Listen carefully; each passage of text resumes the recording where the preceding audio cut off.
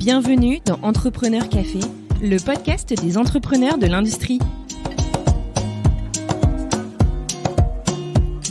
Bonjour et bienvenue dans ce nouvel épisode de Entrepreneur Café. Moi, c'est Xavier Riquier, l'un des cofondateurs du podcast. Avant de commencer, je vous adresse mes meilleurs vœux pour 2021. Aujourd'hui, je suis très heureux de vous présenter notre première invitée de l'année, Julia Catin, CEO du groupe Momentum, ETI spécialisé dans le matériel de manutention élevage entièrement fabriqué en France. Alors qu'elle était étudiante en M2, le père de Julia, PDG du groupe familial Momentum, décéda brutalement. Partagé entre l'envie de terminer ses études et le besoin de gérer les urgences liées à la gestion de ce groupe composé de 3 entreprises et d'une centaine de salariés, Julia s'investit de la mission de stabiliser Momentum en devenant CEO à seulement 26 ans. En moins de 18 mois, elle assainit l'entreprise et vend une partie du groupe, pour ensuite se tourner vers le futur et continuer la construction d'un groupe leader dans son domaine. Julia revient avec nous sur cette aventure entrepreneuriale aussi brutale que chargée en émotions, et nous discutons ensemble du Made in France, une opportunité chargée de responsabilité et de risques vis-à-vis du reste du marché. Une rencontre tout bonnement passionnante. Je vous laisse découvrir ma conversation avec Julia Catin, CEO du groupe Momentum. Bonne écoute.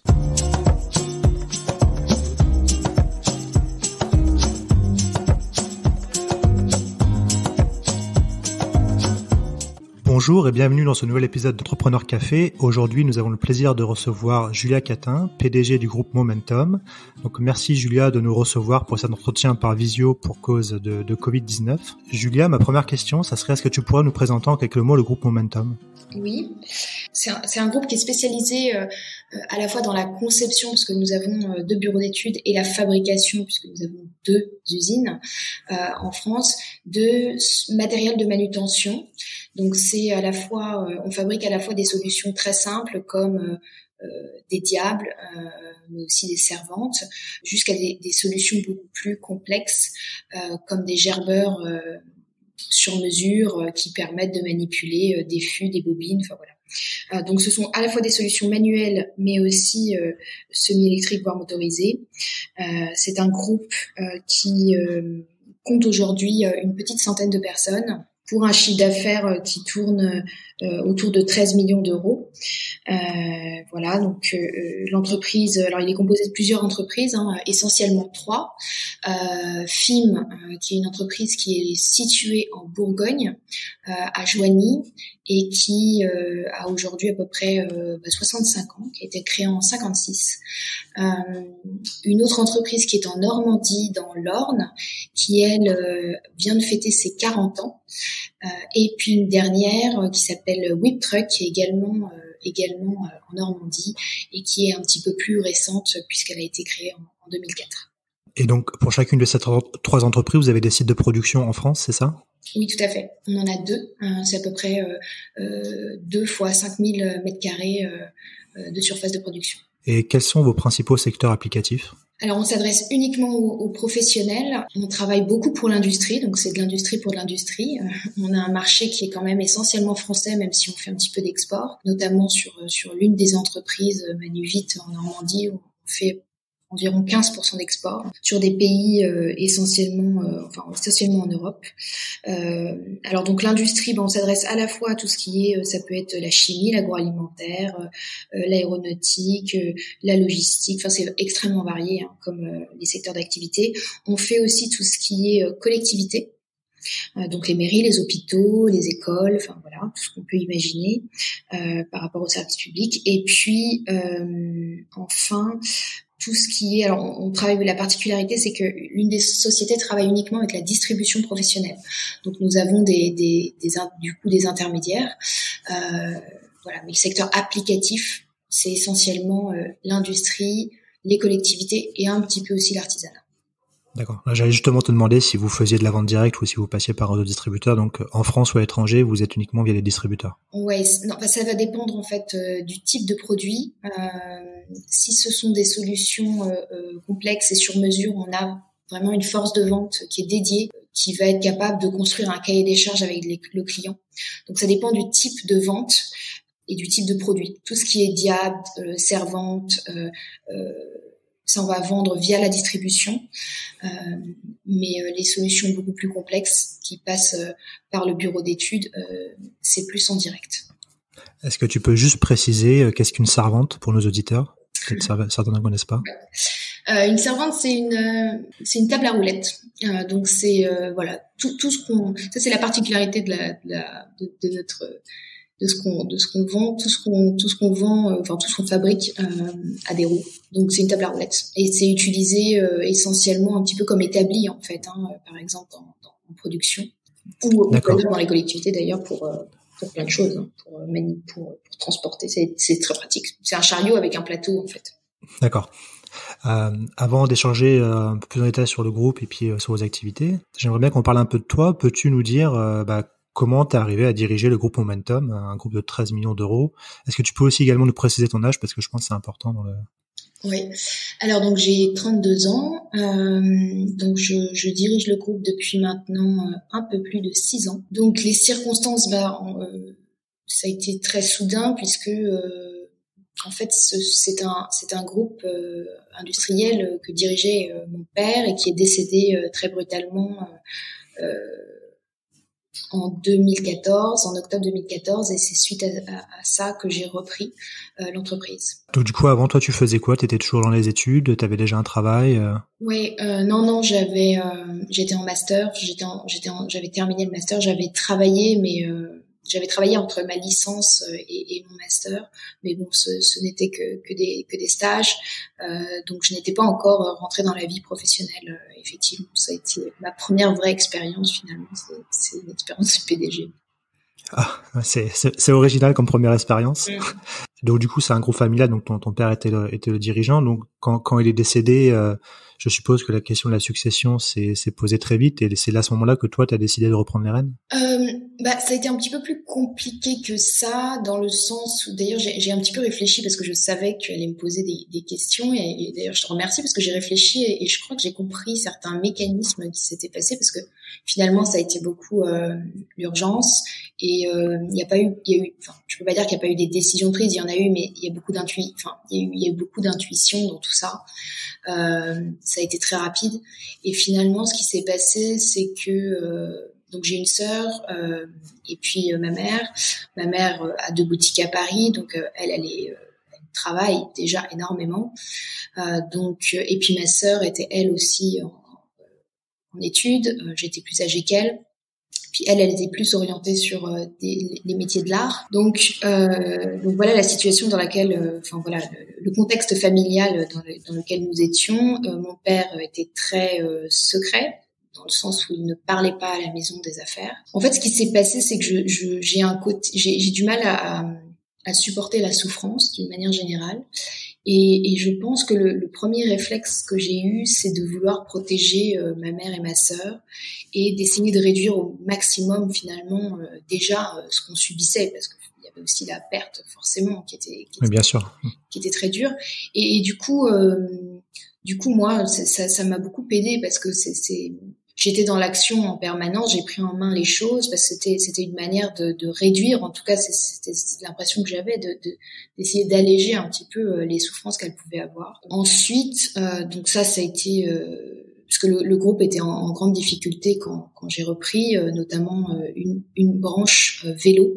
Mon père avait créé une entreprise magnifique d'ailleurs, qui faisait des vélos en carbone en France. Enfin, bon, bref, même si à la fin ça a été aussi en Slovaquie, mais une très belle entreprise qui était en très très grande difficulté, et du coup le début ça a été beaucoup des discussions avec des avocats, des administrateurs au tribunal de commerce. Enfin bon, ça a été assez compliqué, et une fois que la vague est passée, il y a eu finalement une autre chose qui s'est passée chez moi. C'était plus une question de réduire la souffrance, parce que finalement, bon, le temps était passé, j'avais réussi à faire ce que je pouvais. Mais après, j'ai aussi autre chose, j'aime le défi, j'aime les risques un petit peu. J'ai un certain goût du risque quand même. Et je pense que quand il y a eu la décision de me dire, ok, maintenant que tu as sauvé une partie, qu'est-ce que tu fais? Tu vends ou tu reprends? Et je pense qu'il y a en moi quelque chose qui a toujours tendance à prendre un peu la solution la plus difficile, ou en tout cas celle qui est la plus qui est un challenge, et du coup je me suis dit vas-y, t'es lancé, fais-le quoi. Voilà. Donc du coup, je suppose que tu as découvert la situation compliquée de l'entreprise à la mort de ton père, donc tu as dû gérer dans l'urgence, comme tu disais, le tribunal de commerce, les avocats, etc. Mais est-ce que tu t'es fait épauler à ce moment-là par des gens soit de l'entreprise, soit de l'extérieur, ou tu t'es vraiment retrouvée entre guillemets toute seule à devoir gérer des choses que forcément tu pouvais pas maîtriser dès le départ vu que tu n'étais pas dans l'entreprise? Non, bien sûr, j'ai été aidée. Après, j'ai été aussi assez seule, dans le sens où j'ai quand même assez vite, j'ai vraiment pris les choses en main. Autour de moi, la première personne qui m'a aidée, qui m'a beaucoup aidée, puis ça a été long, tout ça a été très long, puisque ça a duré, cette phase d'assainissement, elle a duré 1 an et demi. Donc ça a été, ça nous a demandé une certaine endurance. C'est mon parrain. Il se trouve que j'ai un parrain qui est un ancien chef d'entreprise, qui était ami de mon père. Comme quoi les parrains c'est important. C'est la personne qui, je me souviens, il est venu 2 jours après à la maison et il m'a rejoint dans le bureau de mon père parce que papa n'était pas quelqu'un de très organisé. Il avait des pochettes divers partout dans son bureau et je découvrais le nom de certaines sociétés en même temps que j'ouvrais les dossiers, quoi. Donc j'ai fait des piles. J'ai commencé à essayer d'établir une situation avant d'aller au bureau, puisque le lundi, mon père est décédé un dimanche et le mardi matin, je suis allée à l'usine, l'une des usines.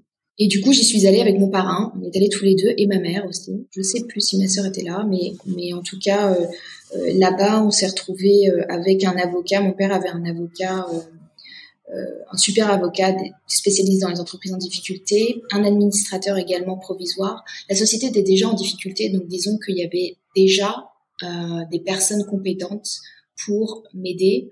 La chance que j'ai eue, c'est que c'était des gens qui étaient quand même bien intentionnés.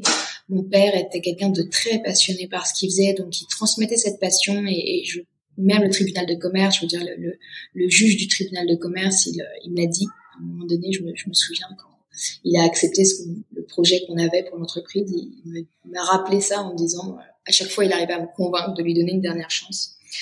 Donc voilà, donc il y avait effectivement toute une équipe très solide qui m'a aidée, et puis une équipe opérationnelle aussi qui veillait au grain pendant qu'on essayait d'arranger les situations, la situation financière et juridique du groupe. Ouais, parce qu'il fallait en parallèle, je suppose qu'il fallait continuer justement à faire tourner la machine et puis à vendre les produits à fabriquer, quoi. Ouais, ça c'est vrai que c'était pas évident. Oui, tout à fait. Et du coup, quand t'es arrivé, donc t'étais jeune, sans expérience, puis en plus, évidemment, une femme dans le milieu industriel, c'est PDG, c'est pas fréquent. Ouais. Est-ce que est-ce que toi-même t'as senti, j'aime pas trop ce mot-là, mais est-ce que tu t'es senti, on va dire illégitime ou pas légitime, ou est-ce que tu l'as vu dans le regard des autres? Comment t'as pu gérer cette émotion-là qui me paraît normal à avoir quand on arrive dans cette condition-là? Alors, c'est une question qu'on me pose beaucoup et ma réponse surprend en général, mais bon, je pense qu'elle se comprend. En fait, il y avait une telle urgence, il y avait une telle... et puis, je pense qu'aussi que j'étais tellement animée par cette force qui faisait que je voulais protéger ma famille, finalement protéger aussi mon père qui s'était battu et donc, à aucun moment, je me suis posé la question de ma légitimité. Je pense que ça aurait été différent si j'avais repris l'entreprise à la suite de mon père. Mais ça n'a pas été vraiment le cas. J'étais pas destinée à ça. Personne ne me connaissait. Je pense que ma venue, j'aime pas dire ça, mais je pense que c'était aussi une chance quelque part parce que personne ne s'attendait à ce qu'il y ait une succession, en fait. Donc non, la question de la légitimité, j'ai pas eu à l'affronter du tout, en fait. Du tout.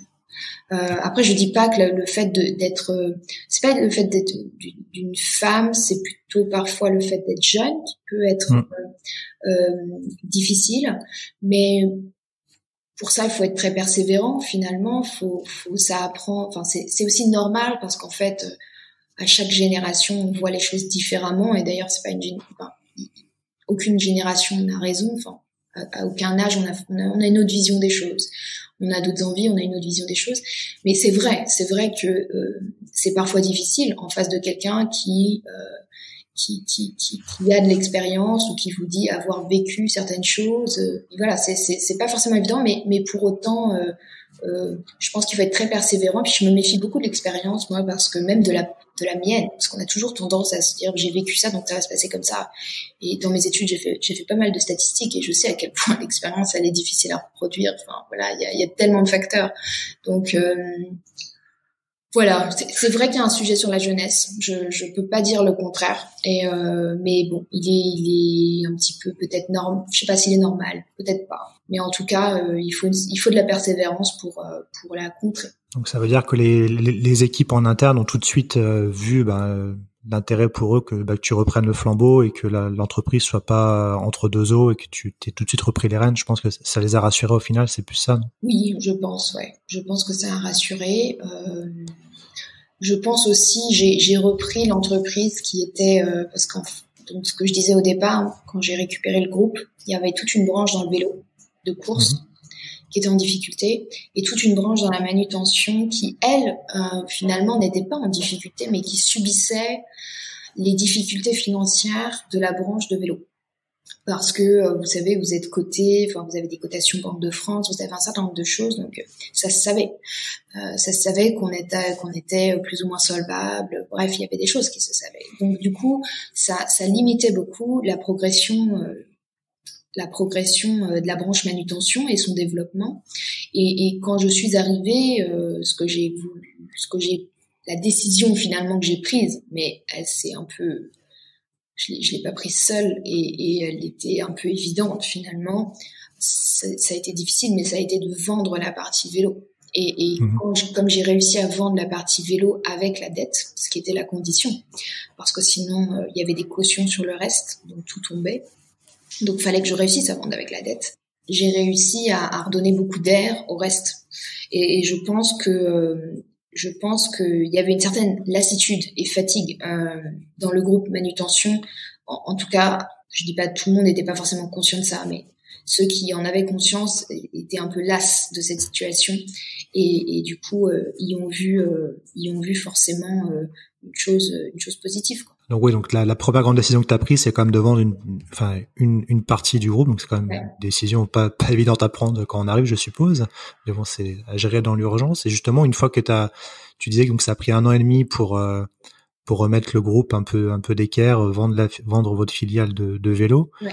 Et après, je suppose que du coup, t'as dû après commencer à réfléchir à comment structurer l'entreprise, les projets d'avenir, quoi. Donc c'était plus gérer l'urgence, mais plutôt gérer le quotidien et se projeter. Je suppose que c'était quelque chose de totalement différent que de gérer l'urgence. Oui, tout à fait. Là, je suis en plein dedans. C'est quelque chose que j'ai amorcé déjà dans ma tête. J'ai eu quand même un besoin. Je pense que j'ai eu à peu près 1 an et demi pour vendre. Ensuite, 1 an et demi d'observation. D'apprendre, de connaître, de comprendre. Et puis après, c'est vrai qu'elle commençait à se dessiner vraiment une idée assez claire de ce que je voulais apporter, même si bon, il y a des choses qui le sont moins encore. Mais oui, là, on est dans une phase de construction, donc c'est assez sympa. C'est vrai que mon père m'a transmis quelque chose, c'est le goût du produit. Même maman aussi, je pense. On est une famille finalement, on aime les beaux objets. Et ça, c'est quelque chose que je trouve assez génial quand on est une industrie, c'est qu'on fabrique. Et on conçoit et on fabrique. Donc c'est assez formidable d'avoir une idée qui passe par le bureau d'études et qui un jour qui devient quelque chose, quoi. C'est un peu magique et du coup il y a beaucoup de choses à faire parce que alors le vélo c'était une branche dans laquelle tout le monde travaille le produit à fond. Il faut que ce soit à la fois sur le côté fonctionnel puisqu'il faut que ce soit c'était le vélo de course, donc il fallait qu'il soit extrêmement performant, mais aussi sur le côté vraiment usage, design, esthétique du produit. Et ça, c'est quelque chose dans l'industrie, autant le côté performance, il y a, mais le côté usage, le côté finalement, est-ce que c'est agréable pour la personne de manipuler un produit de manutention dans ses mains, c'est quelque chose qui est un petit peu moins, je trouve, travaillé. Et c'est ça m'intéresse beaucoup. Ouais. Ça m'intéresse beaucoup et voilà, il y a plein d'autres choses. Il y a l'industrie, Il y a plein d'autres choses. Il se trouve aussi que j'ai un conjoint qui lui a une start-up et je vois la manière dont lui gère son entreprise, sa petite entreprise, mais est très différente d'une PME industrielle. Et ça aussi, hein, c'est la gestion des données, tout ça, c'est quelque chose sur laquelle les PME ont beaucoup à apprendre. Du coup, voilà, il y a plein de projets, il y a plein de choses qui font sens pour moi et c'est vrai que c'est sympa d'être dans la construction et de travailler sur plutôt un projet d'avenir. Et du coup, donc, tu disais que vous réfléchissez en ce moment, du coup, je suppose à sortir des produits un peu différents, un peu plus, comme tu dis, sympas à utiliser, peut-être niveau ergonomique, etc. Est-ce que les clients finaux, ils sont en demande de ce type de changement, ou est-ce que eux, ils veulent toujours quelque chose de robuste et de pas cher, ou est-ce qu'ils sont prêts à avoir quelque chose de différent parce qu'on sait dans l'industrie, bon, c'est un peu impensif, mais c'est assez conservateur. Donc, est-ce que c'est compliqué à ce niveau-là pour vous d'être innovant?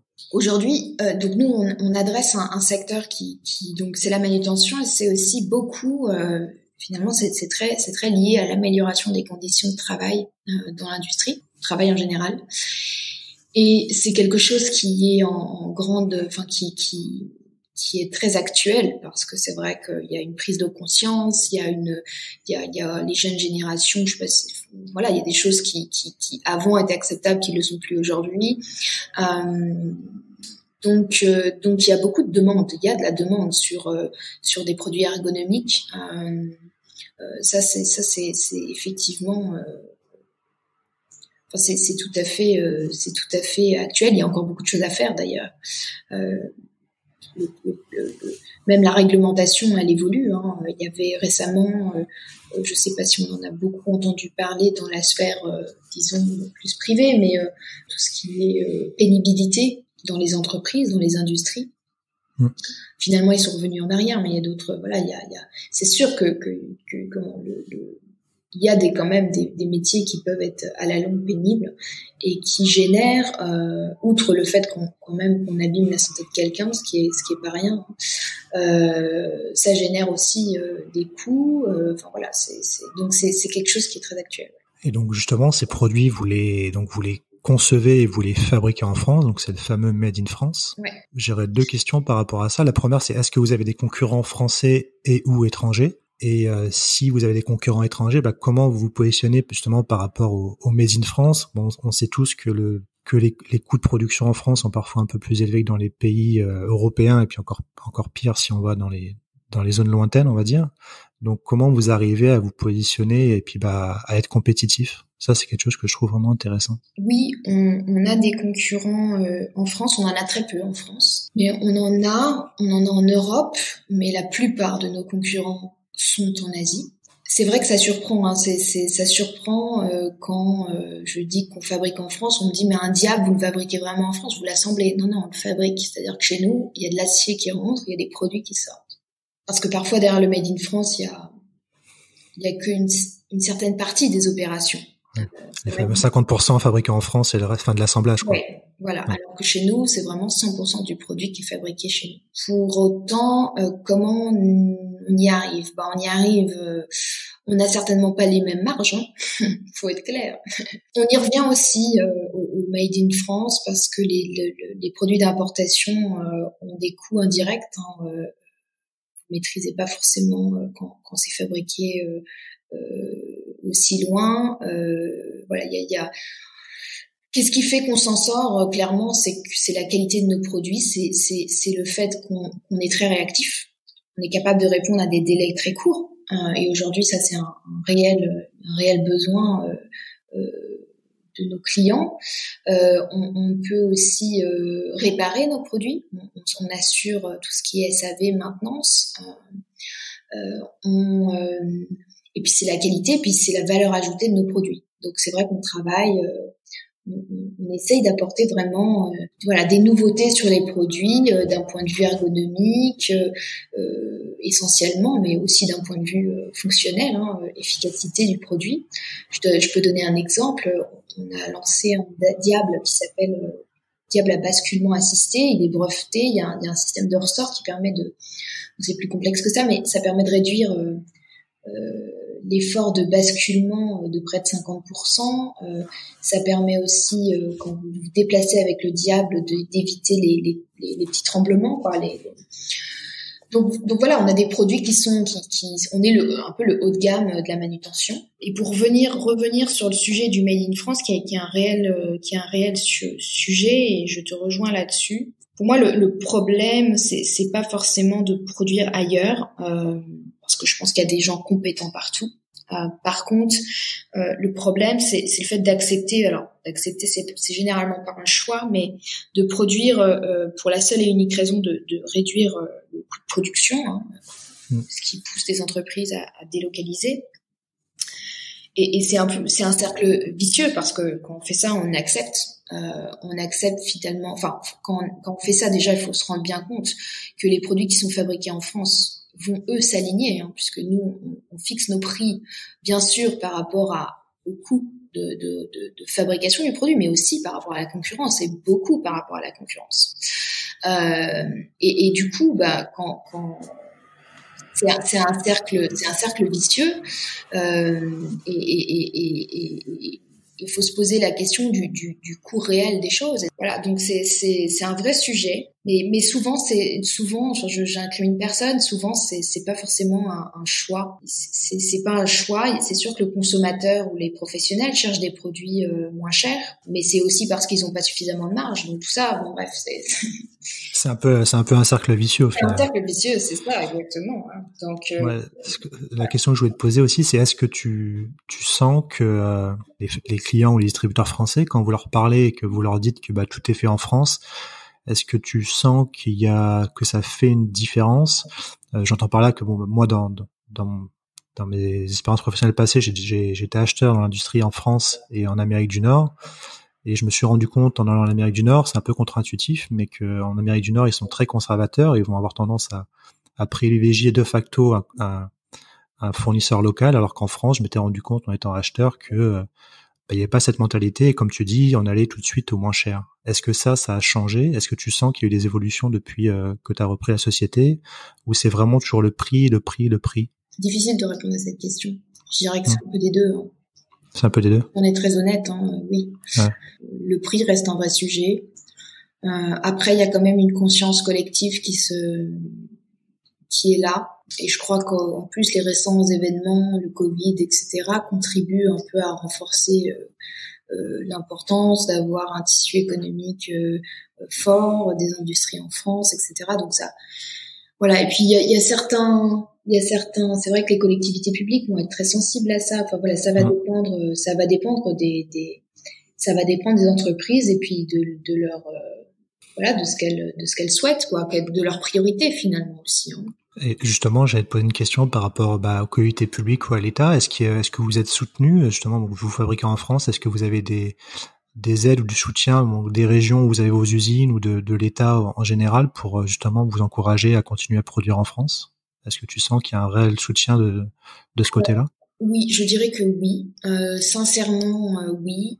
C'est ça, c'est quelque chose que j'ai découvert, c'est qu'il y a quand même beaucoup d'acteurs qui sont là pour aider. Alors bon, ça peut être, c'est pas forcément du soutien financier, mais ça l'est. Pour partie, ça l'est. Ça peut être aider sur certains projets, sur du développement, mais oui, il y a à la fois il y a la BPI qui est un acteur assez fort pour les PME, et ils ont lancé donc quelque chose qui s'appelle la French Fab, mais la BPI est quand même assez active. Ensuite, il y a la région qui a aujourd'hui la compétence économique, et qui a tout un réseau de collaborateurs, d'agents, qui s'occupent, qui sont sur le territoire et qui viennent vous voir, vous rencontrer, comprendre vos besoins, etc., vous aider. Ouais, si vous voulez par exemple vous développer à l'export, ou faire des investissements, ou agrandir l'usine, ou embaucher des gens, je suppose qu'il y a des aides à la fois au local, régional, ou voire national, qui peuvent vous apporter des soutiens financiers. Oui, il y a beaucoup d'aides, que ce soit par le biais de la BPI, par le biais de la région, aujourd'hui du plan de relance. Il y a le plan de relance qui a été lancé suite au Covid, qui a vocation à encourager tous les investissements industriels en France. Il y a les CCI, enfin il y a quand même des acteurs qui sont très investis sur les territoires pour l'industrie. Voilà. Après, est-ce que c'est suffisant ou pas, c'est une question. Je pense qu'il y a eu quand même une vraie prise de conscience par l'État de l'importance de l'industrie avec les questions de pénurie qu'on a vécues il y a quelques mois. Et justement, tu parlais de la Covid. Est-ce que vous, ça vous a impacté directement je suppose que les secteurs applicatifs, tu parlais de l'aéronautique notamment, je suppose que vous avez été quand même assez touché dans certains secteurs par l'arrêt brutal de l'activité. Alors, on a été touché. La première vague a été assez violente dans le sens où tout le monde s'est un peu arrêté. Pour autant, on a la chance de ne pas dépendre de ne dépendre d'aucun secteur d'activité. Du coup, on n'a pas eu une perte de chiffre d'affaires drastique. Ou un client ou deux qui nous ont quittés. Et non, ça on n'a pas vécu, mais c'est lié au fait que voilà,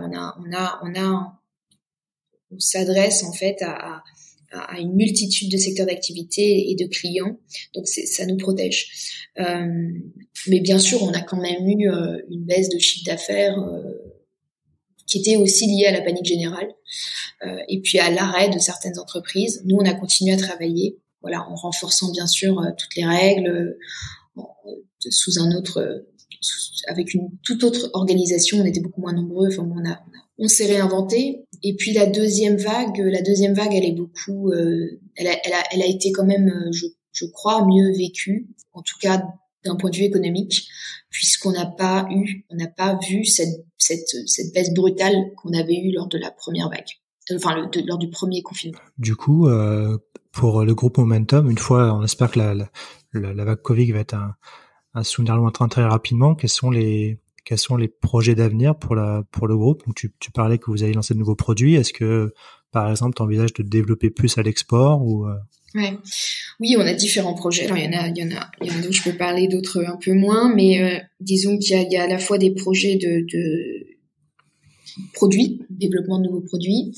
Il y a des projets de développement commercial en France et à l'étranger. Il y a des projets d'extension d'usines également, avec la réintégration de sous-traitance en partie. Je suis un peu vague volontairement parce que je peux pas trop en dire. Mais je comprends, ouais. Donc voilà, donc vous avez quand même de quoi vous occuper pour les prochaines années. Dans les cartons, il y a quand même des projets sympas à réaliser. Oui, tout à fait. On va arriver au terme de l'entretien. J'aurais deux petites questions pour finir. La première, ça serait, t'avais pas du tout prévu de reprendre la suite de ton père, si je comprends bien. Avec le recul, 4 ans après, donc je crois que c'est ça, 6 ans après avoir repris les rênes. Quand tu regardes tout le chemin parcouru, qu'est-ce que tu te dis? Tu te dis que finalement, t'as eu une vie que t'avais pas prévue, mais t'es super épanouie ou Oui. Je réalise quelque chose. C'est parce que je me rends compte que j'ai la chance de savoir que je suis à la bonne place. Ça a été finalement presque une vocation pour moi. Souvent, on se pose souvent la question de savoir si on est à la bonne place, est-ce que c'est le bon métier pour moi, est-ce que c'est et c'est moi-même des questions que je me posais et que je me pose plus. Donc ça c'est une énorme chance. Je me souviens d'une anecdote qui m'a un peu marquée parce que quand j'ai vécu, quand mon père est décédé, je me suis retrouvée, donc je suis allée à Lyon dans l'entreprise donc de vélo, et puis je faisais des allers-retours, et puis je crois que c'était le deuxième aller-retour. Bref, j'étais dans le train avec mon parrain et ma mère. Et puis mon père était décédé peut-être 10 jours avant, donc c'était vraiment très récent, et on a eu une discussion tous les trois, et puis je leur ai dit, mais attendez, moi j'ai mes examens, j'ai mes études, qu'est-ce que je fais là? Je sais pas, de toute façon, il n'était pas question que je rentre. Je leur ai dit, forcément, de toute façon, je n'ai pas le choix. Enfin, j'ai pas le choix, il faut que je sois là. Et du coup, de fil en aiguille, on est arrivé à me dire, mais du coup, faut bien quand même que j'ai un statut, que j'ai quelque chose, parce que j'arrête mes études, mais je suis pas en stage, je suis pas, enfin voilà, j'avais mes préoccupations de l'époque, qui étaient des préoccupations d'étudiante qui se disaient, bah attends, je lâche mes études, donc du coup je deviens quoi? Et là, je réalise qu'en fait, je deviens chef d'entreprise, et c'est vrai qu'on a eu un fou rire parce qu'en fait, c'était tellement pas prévu, et c'est quelque chose dont je me souviens, c'était la première fois qu'on rigolait après avoir tellement, je veux dire, été triste. Et c'est vrai que je me souviens souvent de ce moment, et je me dis, voilà, le temps est passé vite, hein, le temps est passé très vite. Oui, je suis quand même fière qu'on y soit arrivé. Je suis fière d'avoir réussi surtout à vendre cette société de vélo et d'avoir pu sauver le reste, même si c'est aussi c'est pas qu'une victoire, parce que cette société qui a été vendue,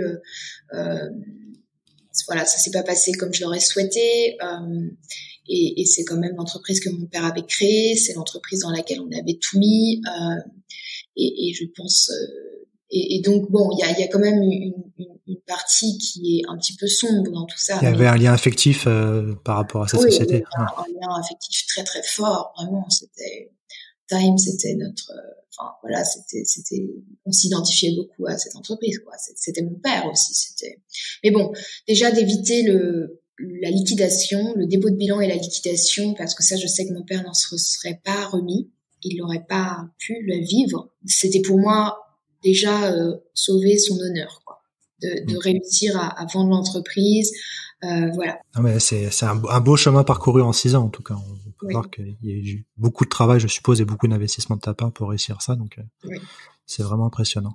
Merci. Et la dernière question que j'aimerais te poser, c'est si tu avais un conseil à donner à des gens qui voudraient se lancer dans l'entrepreneuriat, qui sauraient pas trop comment s'y prendre, qu'est-ce que tu pourrais leur dire pour se lancer, pour se décider?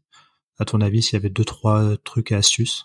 J'ai 2 conseils. Alors, je sais pas si c'est un conseil. En tout cas, c'est quelque chose qui me semble important. Je crois que beaucoup d'entrepreneurs, de chefs d'entreprise partagent le goût du risque, du challenge.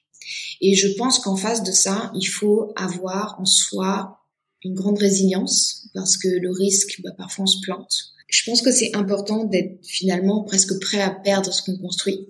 Et ça, c'est difficile forcément. Ça, c'est quelque chose que j'ai vécu, mais que j'ai vécu sur 2 générations.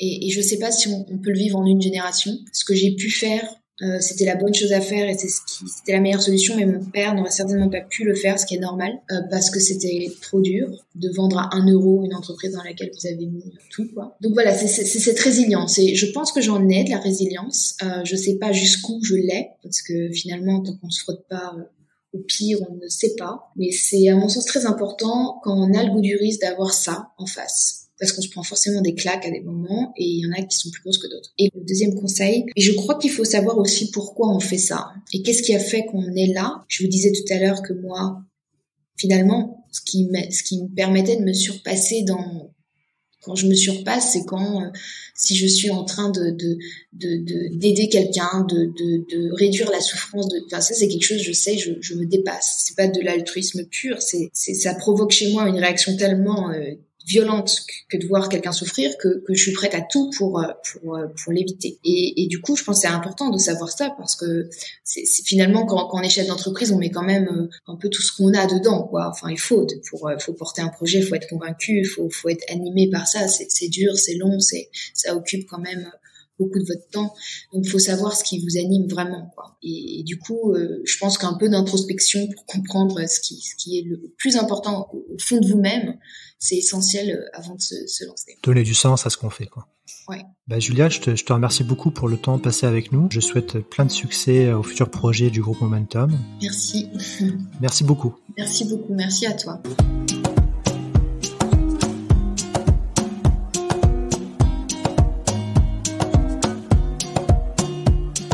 Et voilà. Merci à tous de nous avoir écoutés jusqu'au bout. J'étais ravi de vous faire partager ce moment avec notre invité.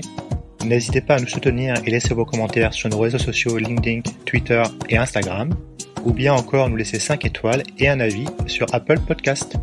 Nous vous donnons rendez-vous jeudi prochain pour le prochain épisode. À jeudi!